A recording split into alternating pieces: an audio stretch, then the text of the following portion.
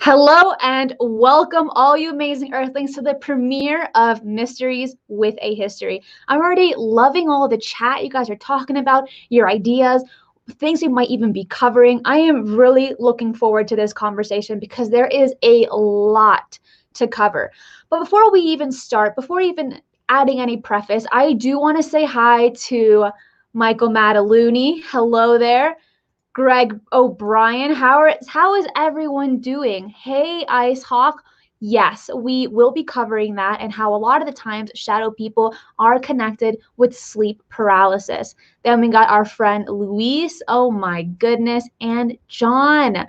Hi, everyone. I'm so happy everyone showed up. I hope you guys are all pumped because we are going to have a very interesting conversation. So before we even dive into the shadow people, there is a few things that I want to mention before we start. So as some of you already know, I've been fascinated with UFO topics since a really, really young age.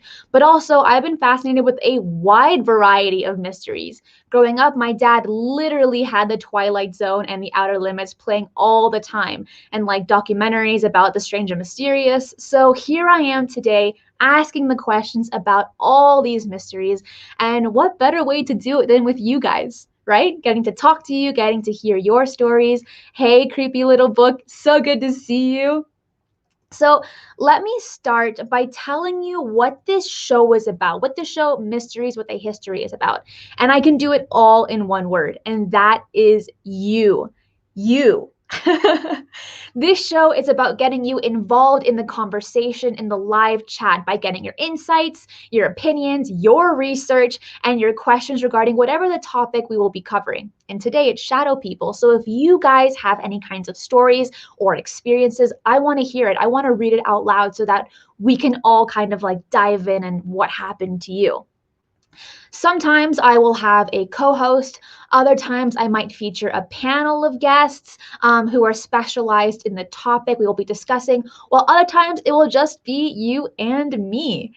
Now, what will these topics be about? And for the main part, the topics will kind of all fall under the umbrella of the unexplained, the extraordinary, the unsolved, and other topics at the fringe of modern day experiences. But you can also give your own suggestions for the show topics. I love this topic. I love everything paranormal, and it can cover everything in the mystery spectrum from cattle mutilations to aliens to shadow people to magical creatures, maybe even unicorns. Who knows where it's going to take us. So what I want you to know about Mysteries with a History show is going to be a very interactive live cast, just like how it is now. I will be getting to the comments really soon so I can read them with you, but let's do this first, right? Where it'll be a very talkative and a relaxed setting, very relaxed. So there's no set schedule yet. I'm looking at doing live streams maybe a few evenings a week, depending on how it goes. But I will obviously announce them through the community posts here on YouTube, on Twitter, and on Facebook. Each show will run for about an hour, unless we're getting like a really engaging topic and conversation that's happening in the live chat. Then, of course, it can extend that time frame. So, like I said, I want to hear your thoughts. I want to hear your opinions, your theories, your research, questions you may have about stories, and I will read them aloud so that all the viewers that watch in the future will kind of have an idea of what we're all talking about. All right, all that's out of the way because this is the premiere, so I got to kind of like, put it out there what we're going to be talking about. And sorry, let me take that off. Okay, so today's topic, shadow people. What are they? Like, have you personally heard of shadow people before? Have you ever experienced them? We're going to be covering that. But first, let me start with a description. It says, they have been seen to be a black mass, most often in a humanoid shape, that is either directly observed or seen in the peripheral vision. In the greater majority of witness reports, no details or identifiable characteristics can be seen of a face, hair, or clothing, with the exception of a surprising amount of encounters with an entity having the shape of a hat on the head. Also, there have been many reports of them having white or red glowing eyes.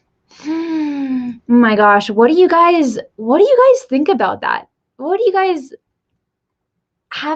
what kind of shadow can have glowing eyes? It's kind of weird, right? I think so. I think so. So they have been seen to stand still, to move, to fade into and out to of one's vision, and even seen to jump into walls or into the ground. So are they interdimensionals? Some witnesses have described them as being menacing, accompanied by a palpable sense of evil and bad intent, while others have described them as neutral observers that don't do any kind of harm. Now, that is a mystery with a history. You're having two parallel witness accounts, one saying that they're horribly evil, and the other saying that, oh no, they're just observers. We're going to go a little bit more into detail on what is going on. And I'm going to tell you a personal account because it's going to be pretty interesting. But let me go ahead and read some of these comments from my lovely friends. Oh, Brian, I need to get my game and start eating more noodles and ice cream. It's the college diet, guys. College diet, noodles and ice cream. I don't feel scared when I see them. So you've encountered them. Is that right, Greg? I mean, it just depends. The thing is with shadow people, they're kind of like a throw word for many different kinds of entities. So for many, we're not really too sure what they really are. My sleep paralysis made me go back into UFOs. Oh, and that's a great question. What do shadow people, what do all of these kinds of phenomenon have to do with UFOs? Because there's quite a few connections with other, supernatural entities that have to do with the UFO topic. And we might not be covering all of that today, but I always want to somehow add a little bridge on the UAP topic with mysteries with the history, because there are some really interesting situations that happen amongst the two simultaneously. It is crazy. Oh my gosh, guys, so many comments. It's so hard to go through all of them. But let's talk about the next point? Like, what's the history behind these shadow people?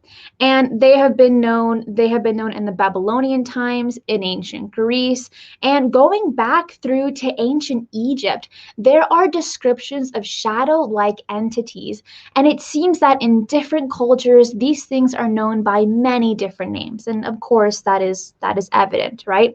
But their behavior doesn't really change, and they are most often referenced as lurkers or observers.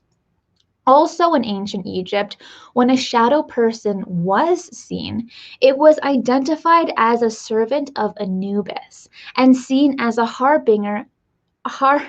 harbinger of death, that someone, even that person seeing the shadow person, would either die or lose someone close to them. That sounds a little bit like the Mothman in some respects. So that's pretty interesting.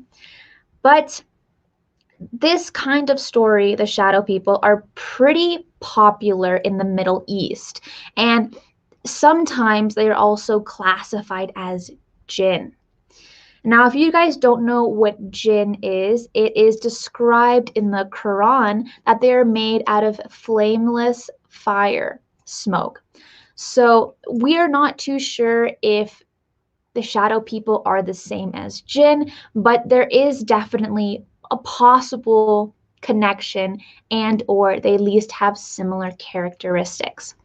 But in the United States, it wasn't really that popular, that kind of story, except for the Native Americans. They did have a pretty similar story, and they called them the Chindi, which is an avenging spirit, while other tribes rate the skinwalker as being able to turn into a shadow person along with many other forms. But it wasn't until 2001 when Heidi Hollis talked about shadow people on Coast to Coast AM. How many of you guys have seen Coast to Coast? It's a great show. What they talk about is always really interesting. Thanks, Michael. Thank you. I'm glad this is an amazing show concept, Cristina. Thank you so much. It's interesting. This is like my side hobby of what I research when it's not the UAP topic.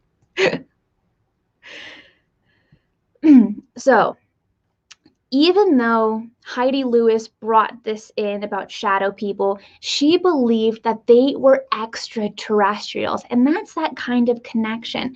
There are a lot of umbrella titles on what the shadow people are. Some say that they are extraterrestrials, aka aliens, that they are interdimensionals, possibly even time travelers that are able to jump in and out or prevent us from doing something or trying to connect with us in some way or another. Some say that they are demons, jinn, and I think that's about it on what they're classified as. That's a lot of titles on this kind of entity.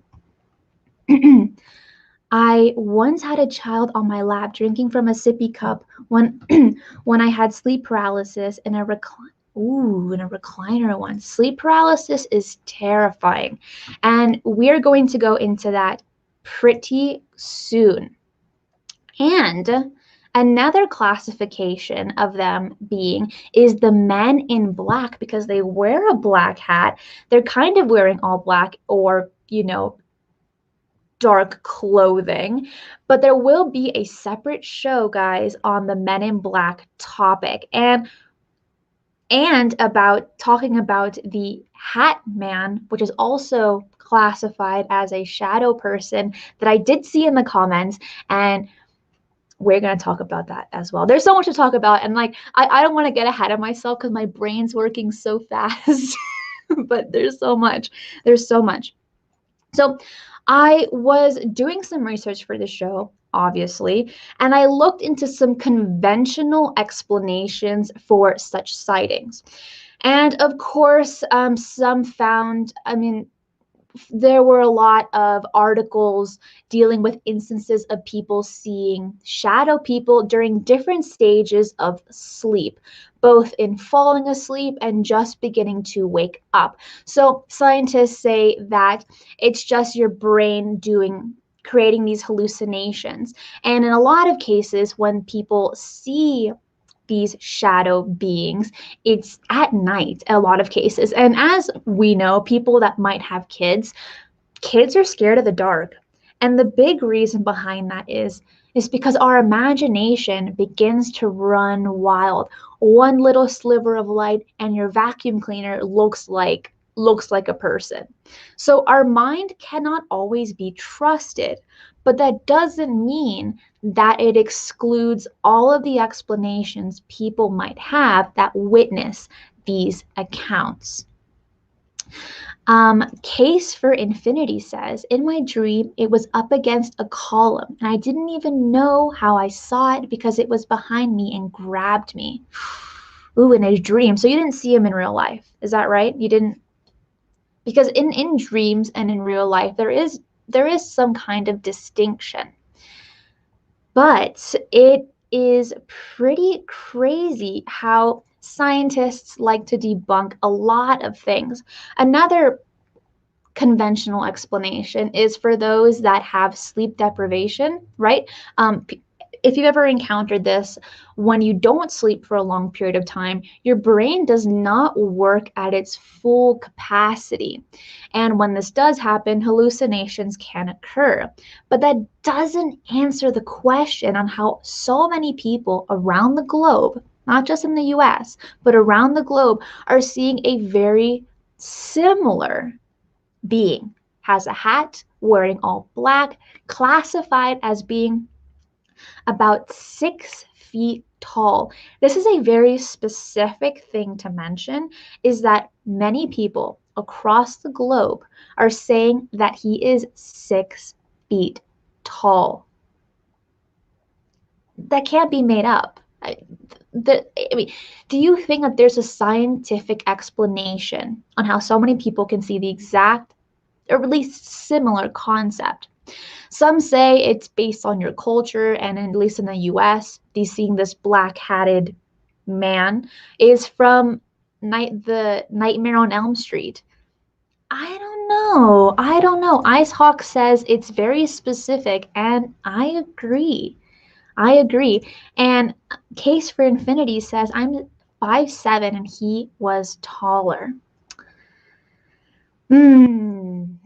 So I want to tell you my story about the shadow people. So it's actually not mine personally, but I knew a friend who I was very close to when I was younger. And she grew up for years and years and years of seeing a woman. It wasn't a man, but it was a woman wearing all black, standing on the corner of her bedroom, the corner of her bedroom. And every night it would just stare at her. For a long period of time, her parents and herself included, because they're all more of an analytical mind, her father being a cardiovascular doctor, they didn't really believe it. And they said, oh, you're just imagining things, you're just afraid of the dark, all this kinds of things. But it happened every single night. And whenever she spoke about it, she had a lot of fear. A common characteristic that these shadow people have is people that encounter them at least more than once can have depression, suicidal thoughts, negative or bad intentions toward others. And she had all of these things. So her mother, who was kind of more on the eclectic spiritual side of things, she took her to I don't want to call her a witch, but kind of a woman who specializes in kinds of cleansings. And my mom also knows her personally, so this story will make a little bit more sense as I keep going. So my friend went to go visit her, and she was like 14 at the time, and she couldn't even enter this witch's house. She couldn't even enter it. And what the witch noticed was some kind of being already attached to her. So right from like the outside of the house, she starts playing all these bowls and trying to create a certain kind of frequency to somehow eliminate this attachment or this parasite from my friend. Turns out, and my friend didn't say this, but the witch did, saying that she started screaming like incredibly loud. She was saying how much pain she was in, and then my friend passes out on the floor, guys. This is not a Reddit story. This is like a true story. Later that day, my friend had no memory of what happened. She had no memory of the singing bowls that were happening. She had no memory of her passing out, but she did have severe pains in her body, like headaches, achy bone feeling, all this kinds of crazy stuff. So that is my story of a shadow person encounter. Now, do I know if it was a shadow person? I don't. All I can say is that they were wearing all black, they showed up at night, and they did follow pretty similar characteristics on all these kinds of emotions that they bring. There are a few other stories of these shadow people that do show up, that they speak to you in your ear while you're sleeping. They might say your name, they might say some kind of other words, and it'll wake you up. You'll see them, and their eyes are like glowing red. Whew, this is crazy. George says, she was better after that, though, right? She was, but I will say she did not believe that any of these things happened. It was so traumatizing to her. She was so terrified that she blocked it out of her mind. And when I had spoken to her about it, she didn't want to speak of it. She said, I don't believe it. It was just my hallucinations. And now she is getting some kind of doctorate degree, I think as a lawyer or as a doctor, with a completely analytical mind, not believing in anything paranormal or supernatural, of absolutely nothing. So that just shows you guys that in some cases, these experiences can be so extreme, can be so traumatizing, that our brain begins to be in complete denial that these things just don't happen. And it closes the door for so many other experiences, but also for your imagination. Our imagination is so powerful. Our imagination is so special that when we don't ask ourselves these questions, such as, are we alone? What's more than what the eye can see? Our life seems a little bit more dull. Do you guys think so? Space Cowboy says, poor girl. I know. I haven't even spoken to her in quite some time because of how our paths have changed. But I it was a hard time for her. It really was. And when you're young, it scars you a little bit different than when you're older. Now, these shadow people do encounter both children and adults. It's not just one or the other, but it is both. It has no discrimination on gender, no discrimination on age, or anything in between. Chris says, congratulations, Cristina. Wonderful and interesting show. Thanks. Thank you. I've been planning this for a really long time and I just never got around to it. But just wait for the next show, guys. The background is going to be, it's going to fit the theme. As you guys may know from my Shifting the Paradigm podcast or live cast, the background is a spaceship. So I didn't have time to order in my other background for this show, but show up next time. You're going to love it. It's really, really cool. It's really cool. I am just reading the comments. So you can have the most intensely realistic lucid dreams and astral travel with sleep paralysis. Now, I have heard this to be true just because your brain and your body work differently. Isn't that kind of odd? And in a lot of cases, astral projection, so it says, can work a little bit better when you are in sleep paralysis, because when your body's asleep but your mind's awake, some things can kind of creep out of the body and you're able to travel through the astral planes. Now, is that true? I don't know. You guys have to tell me. John, thank you so much. He says, Christina, what do you think would happen to the global public reaction if governments admitted that interdimension and spiritual beings truly exist? That's an interesting question. And I don't know if you guys happened to watch the live cast I did with Carl Vibe yesterday, but it was a somewhat similar question. And the answer, which I will paraphrase what he said, was half the population would be okay with it, but the other half wouldn't even open the door to that idea. They would shut it off and they would go back to living their 9 to 5 job, going back and being on social media all day. It really just depends on the person, on the mentality. And if the government did open up to this, right? How many people honestly actually listen to the government, want to read the 180-day report, right? That we're all looking forward to. But the average person, right? The 9 to 5 guy, doesn't care. They don't follow up on it. It's not a part of their agenda.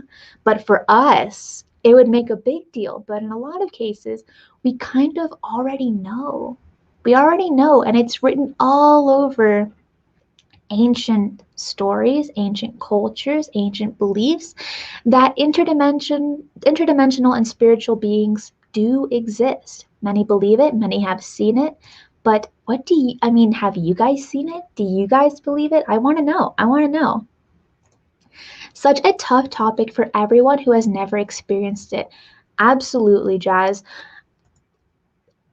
We as human beings, we believe what we see. If we don't see it, we don't believe it. We think it's absolute hogwash, nonsense, malarkey. Sorry. All of these things. But when we see it and we try to explain it to someone who hasn't seen it, who isn't a believer, it's very, very difficult. It's very hard. Now, let's talk about the Hat Man. So the Hat Man is a more specific character of the shadow people. I read in the comments that briefly that some of you guys have mentioned the Hat Man, and we're going to be covering that because this Hat Man seems like he's a part of the shadow people. You have tips? What are these tips? I'm sorry if I missed your comment prior, but if you have tips, I want to read them on whatever they may be. So the Hat Man is believed to be a shadow person. And in a lot of cases, he is accompanied by 2 other shadow beings, but only one of them wears the hat, and he seems like he is the boss of the operation. So for those that have encountered more than one shadow person in a room at the exact same time, the 2 other shadow people will go ahead and harass or do some kinds of things to the person in sleep paralysis while the man with the hat just watches. There are accounts globally from East Asia to Alaska to South America, saying that these kinds of shadow people, the ones that have evil intent, the ones that are malicious, believe that when they are in the room with them, right, and these people are in sleep paralysis, that they feel their vitality or life force leaving them completely. Well, I wouldn't say completely, but they feel like they're being sucked up of their vitality. Now, as we know about demons in a lot of cases, that they feed off of fear. They cause a lot of, they make us feel afraid by having things fall, making weird noises, things of this nature, and they feed off of that. Well, there are cases saying that shadow people feed off of our life force. Now, for those that have encountered that, did you feel like you felt drained in any kind of way?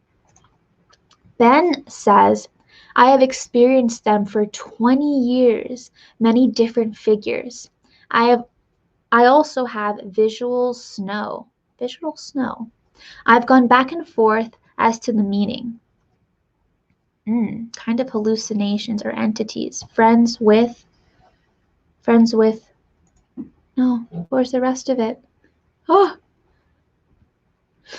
and when witness, so I'm going to tell you a story of a of encounters of the shadow people. So here's one of them, and there's quite a few. So during the 1960s, witness Jeff encountered shadow people of 3 separate occasions. The first time, they caught one looking through their bedroom window before disappearing, which is normal. I mean, that could easily have been just the mind playing tricks on you.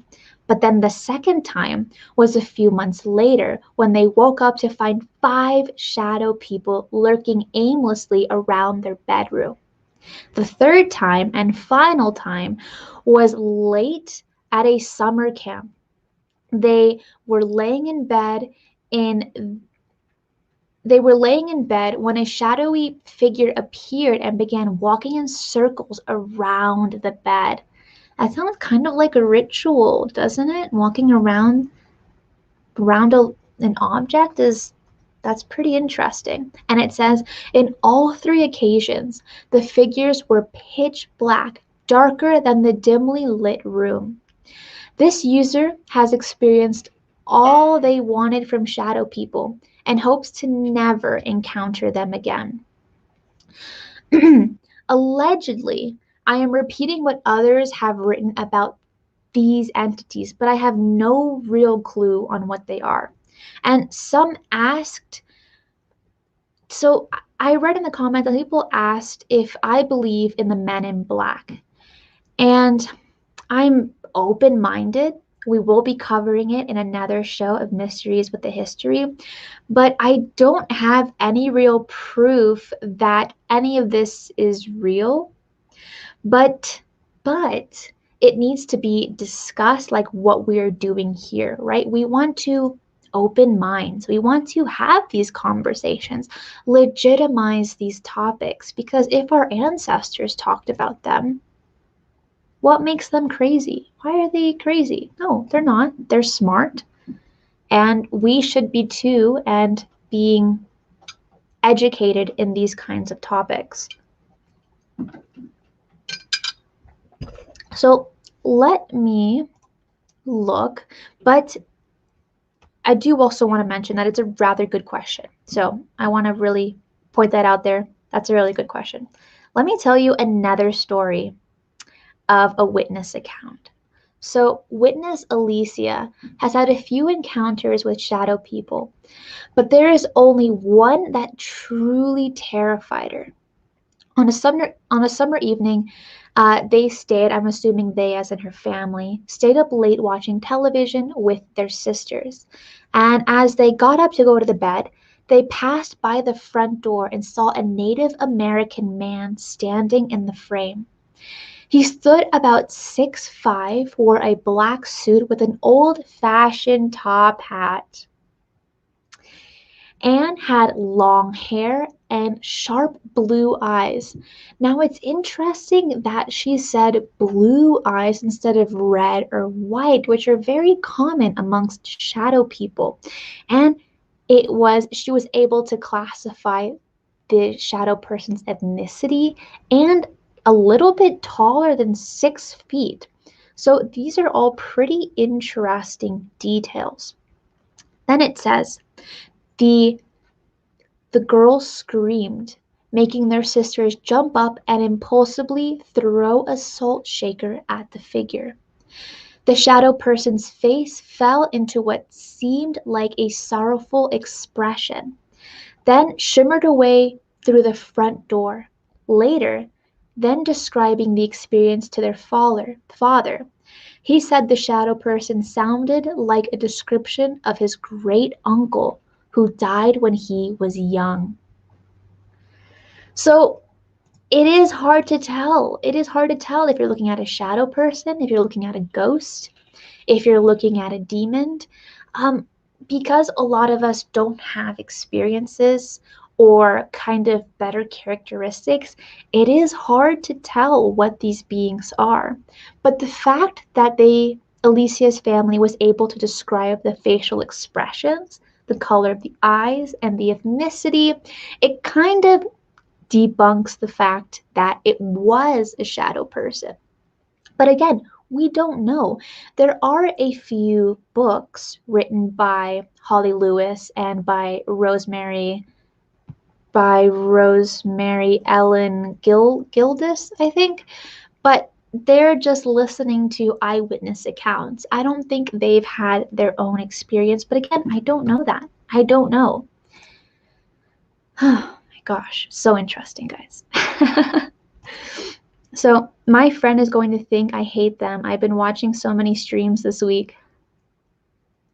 Look, April, right now, what we're going through with the UAP topic and with lives that are happening a lot more often, you're getting educated and you're having fun in like interacting with people in the community of the topics that you like.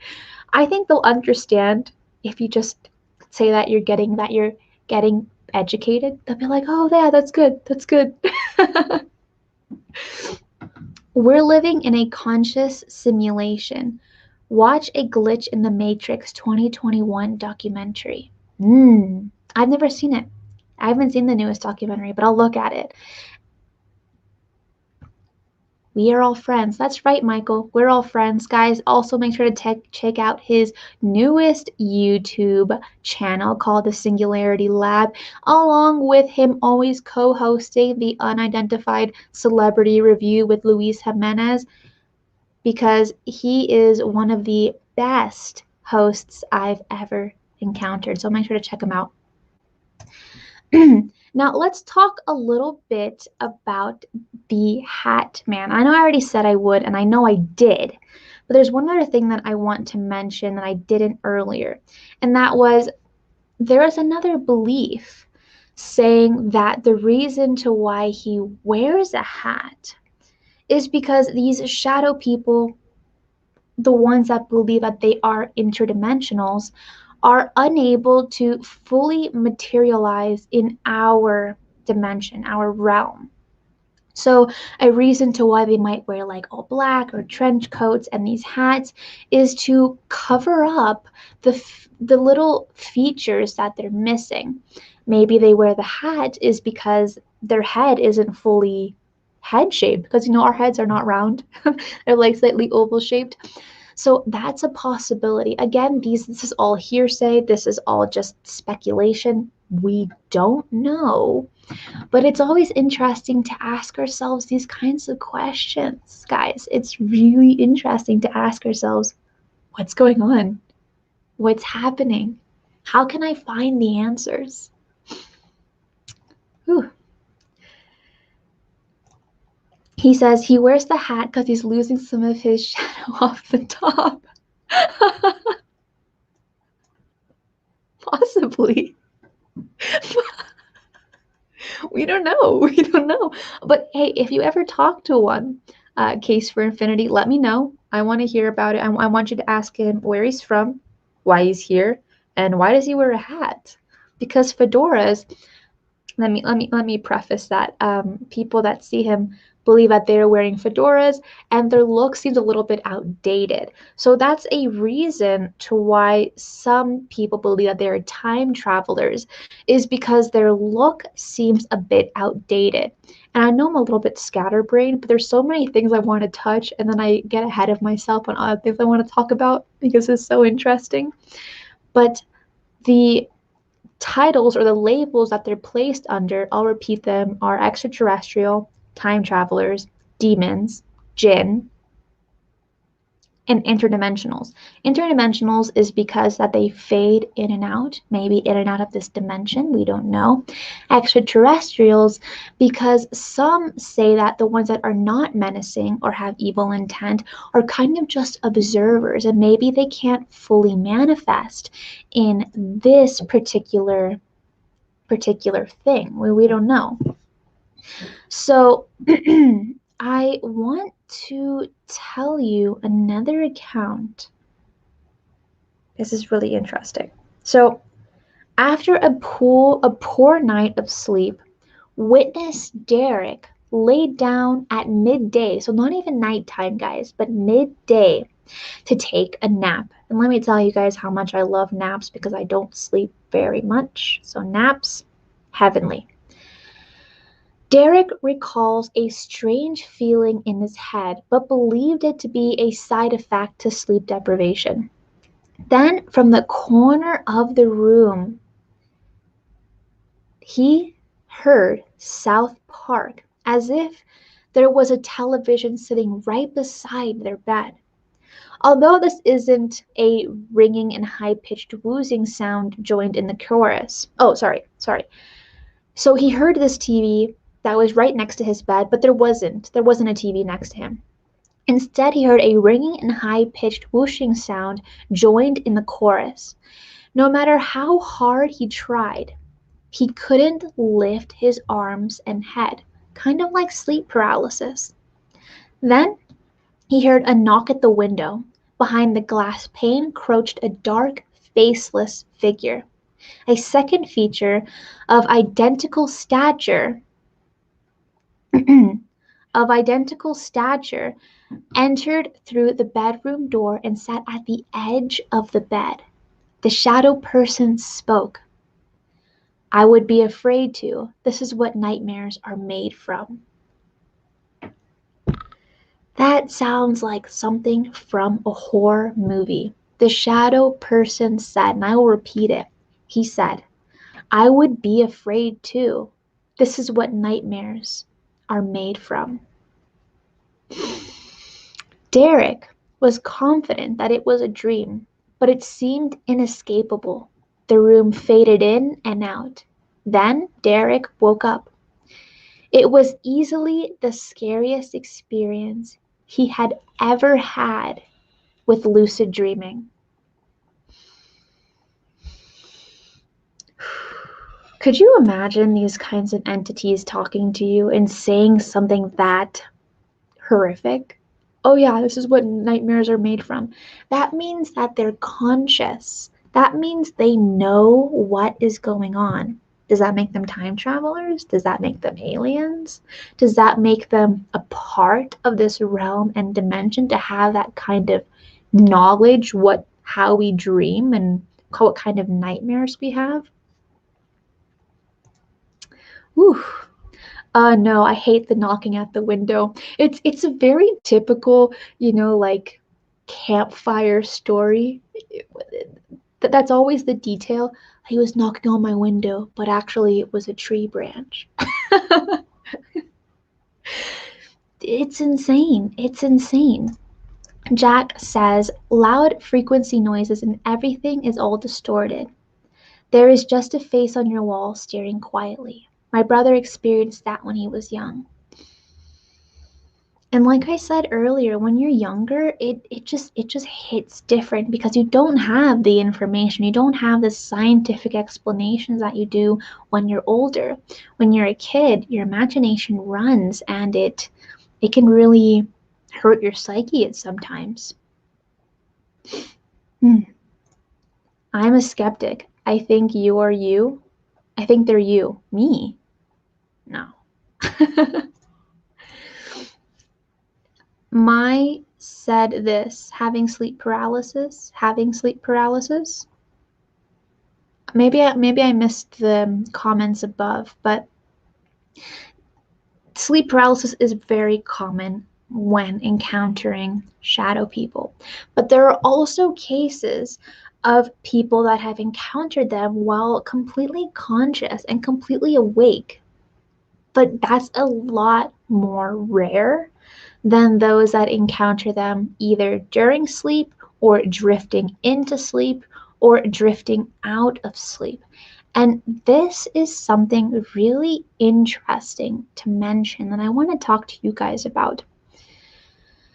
When you are drifting into sleep or out of sleep, you're not working fully from the conscious mind, but instead you're still working from the subconscious mind.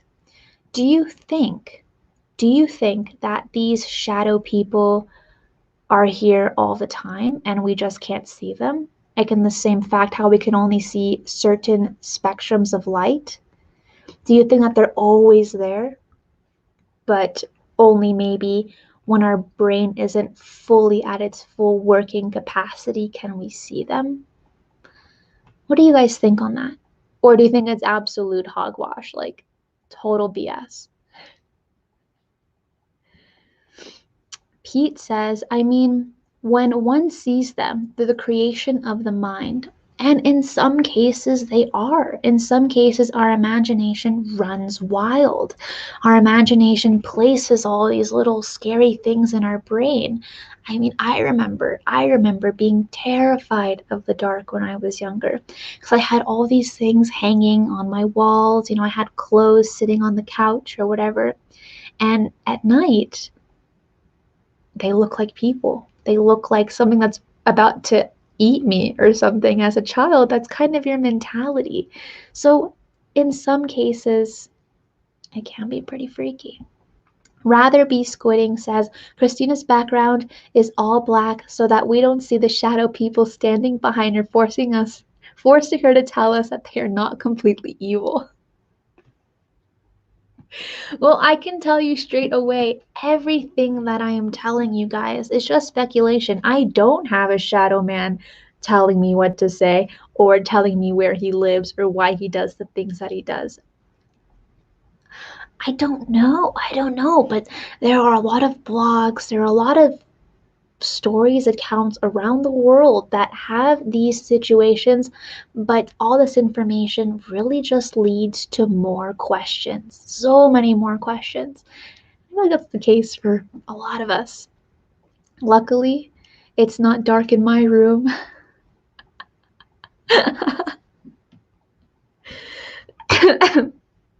You guys are funny. You guys are funny. Thanks for the clarification, Christina. Anytime, rather. I got you. I got you. I want to tell you another account, but let me go ahead and find it. So, witness Jonathan's earliest memory involves a shadow person. He was 2 or 3 years old at the time and recalls walking to see a dark shadow on the wall beside his crib. A shadow with bright white eyes. It started moving toward him.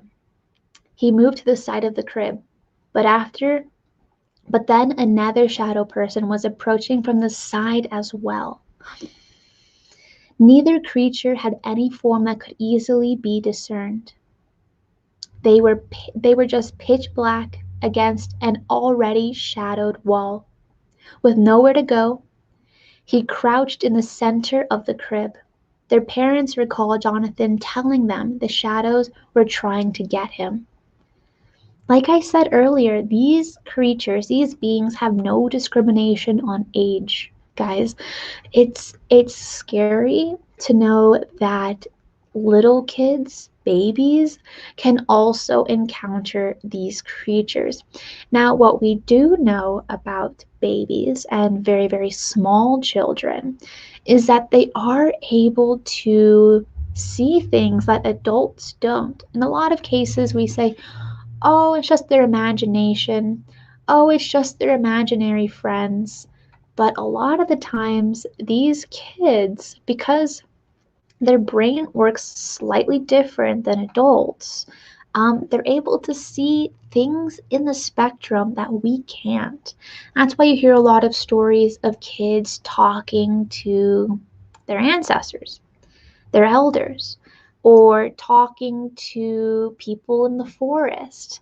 Parents brush it off as saying, oh, no, no, no, just their imaginary friends, but is it?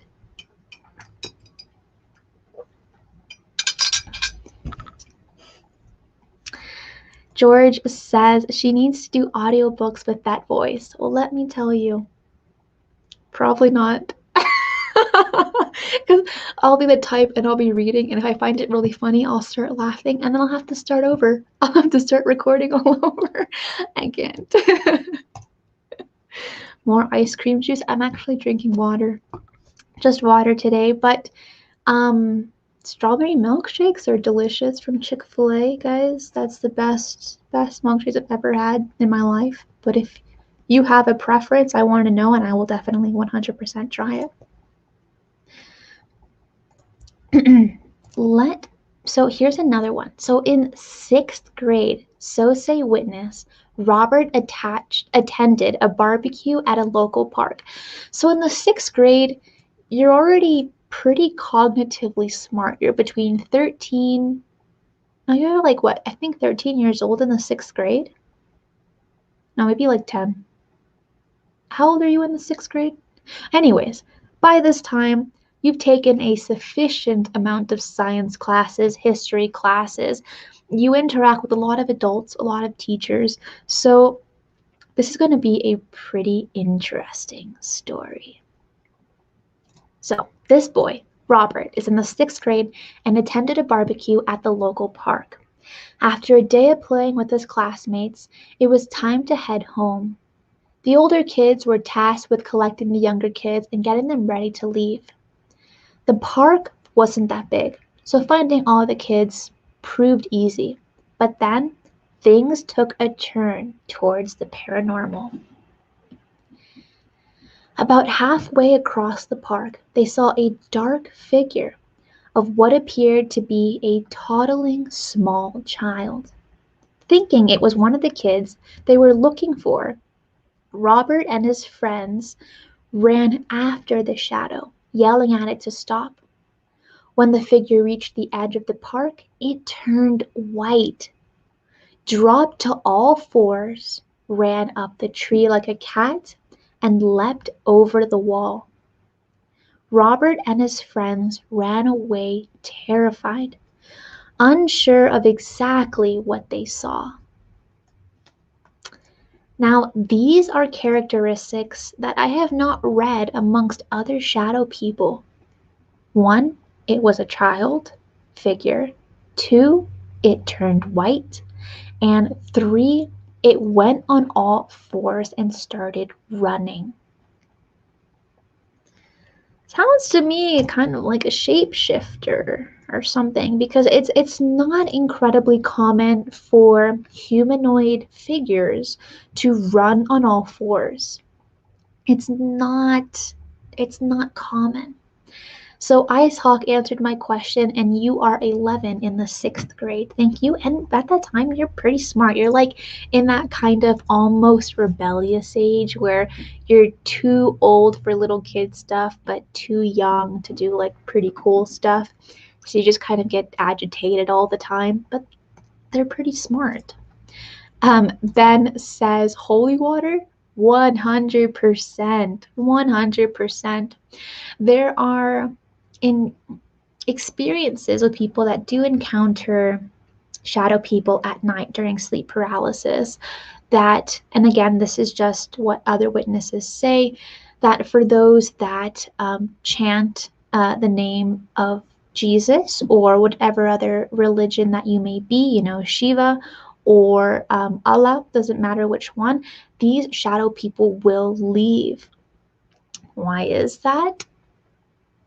Don't know. See, there's so many questions. Like, so much information just leads to so many questions. Why do these shadow people leave when one might have holy water, when one might say a sacred name? Why? And how come it doesn't work on all creatures? How come just some of them? Whew, guys, too many questions, too many questions. Oh, she doesn't have time to edit the background. For people that are just coming by, I'm ordering another background because people that are a part of that have seen Shifting the Paradigm, I love my backgrounds. The last one is a spaceship. I actually have two different ones that I love amazingly, but it wasn't appropriate for this new TV show. Not TV show, but series, Mystery with a History. But I'm telling you, next time you show up, I'm going to have a really sick background, guys. It's going to be really cool. So Brian says, maybe just the energy associated with the prayer. Didn't they do experiments that mass prayer alters the energy of the room? Now, if you can tell me the specific experiments, I will look at it. That's really interesting. Now, when it comes to certain religions, certain cultures, this has been proven to be true. It is believed that these names hold a lot of power and can expel evil.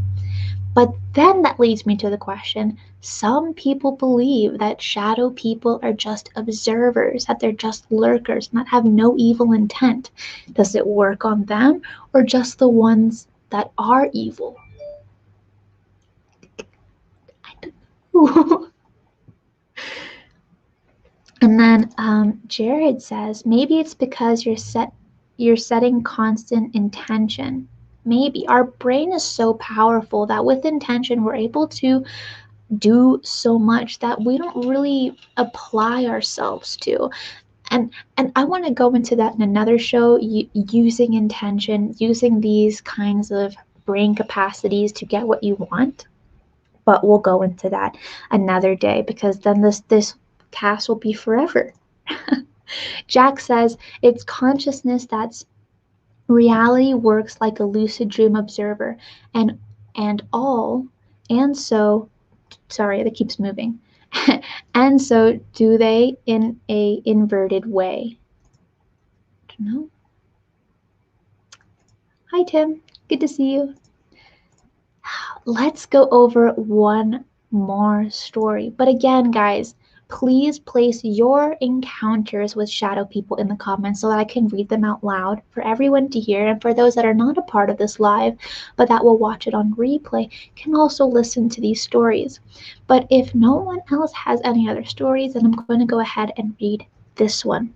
Also, don't forget to also add in your comments or your opinions on this, and keep an eye out for more Mysteries with the History that will be coming out kind of unannounced, just slightly, maybe like a few hours, maybe a day ahead, but it's going to be pretty spontaneous. So if you like this kind of content, if you like what you're seeing today, then do not forget to subscribe, to hit the bell to get all notifications so that you don't miss any of these mysterious topics. Oh, Brian says maybe prayer intention taps into the quantum non-localized field that they can be affected by. I really like that you mentioned that, and that's a really interesting question, kind of statement. Do I believe that? It's so possible. Frequencies, vibrations hit things that our brains can't really comprehend, but it has been tested for centuries. For centuries, doing chants, doing prayer, have expelled many different things and that have been written in holy scriptures. So just because we might not have the technology to test it now, we can just look back and see how things have worked in the past and trying to incorporate it into our present. Do you have any ideas for future topics? Does anyone want to suggest some? All of you guys are able to suggest topics that you want me to cover. I will do some good research. We'll talk about it. We'll read your experiences as well. So if any of you guys want to touch on something, message me. Message me on Twitter. Message me on Instagram. Probably not Facebook, but maybe in the Facebook group, that's a good one. Or you can email me as well. But all the links to where you can contact me are in the description box below. So if anything comes to mind, Just talk to me about it. Remote viewing. That's a really cool one. And you know what? We will. I'm not sure when, but remote viewing is a very, very, very interesting topic that it's believed that anyone can do. Anyone can be a remote viewer. Can we really say that other great apes have seen or experienced? Oh, what other great apes? Like Bigfoot? Or what do you mean, Michael? Oh, you remote viewed? Oh, that's so cool. Okay, well, when the topic does come up, I hope you're here and you can tell your story and what you witnessed. So let me go ahead and tell you the last story or witness account. So witness Paul John has encountered shadow people more than once, and this is a common feature. A lot of people that encounter a shadow person once will encounter them again in their lifetime. Now, do we believe it's the same being following them, or is it a different one? Are they just observing, or are they really trying to take your life force on prevalent times of your life when you are creating maybe more than what you need? That's a big reason to why these shadow people are around children, is because their vitality, their life force is a lot more than adults or people that are past their 40s or 50s. So let's read this story. So, witness John Paul has encountered shadow people more than once. Often, he hears them breathing or he feels the shadow hovering over him while he's asleep. He's heard whispers saying, "Don't move," in the middle of the night. Wisely, John Paul never did, but on one night this changed. Instead of lying still, he rolled over and came face to face with the shadow person. If the two had been any closer, their foreheads would have been touching. He opened his mouth to scream, but there were hands around his throat choking him. He started to thrash around, punching and kicking at the shadow person until suddenly the shadow person vanished. What do you guys think about that? This kind of shadow ghost, right? Shadow smoke is able to inflict physical pain. There are accounts of people that encounter these shadow creatures that they do have physical evidence on their body of scratches or bruises on their bodies. So then it goes back to the question, are they ghosts? Can't be, right? Well, maybe because they're able to manifest themselves, but how are they able to manifest hands and pressure, but unable to manifest a full body, facial features, maybe a cute outfit? How can you have one without the other? Telling you guys, just more questions on more questions. There's never enough questions. There's never enough answers either. Jack says, what will the mop man? Has anyone ever seen the mop men? I've never heard of the mop men before. I've never heard of them. Oops. Glowing eyes might be our witnessing their points of awareness.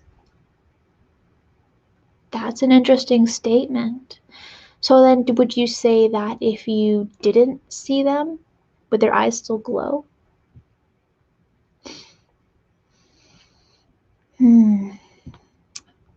Ice Hog says, my younger bro saw something like a shadow person looking at him in his bedroom once a night. He said it looked like the banshee tree with yellow eyes from Disney's Headless Horseman animated short.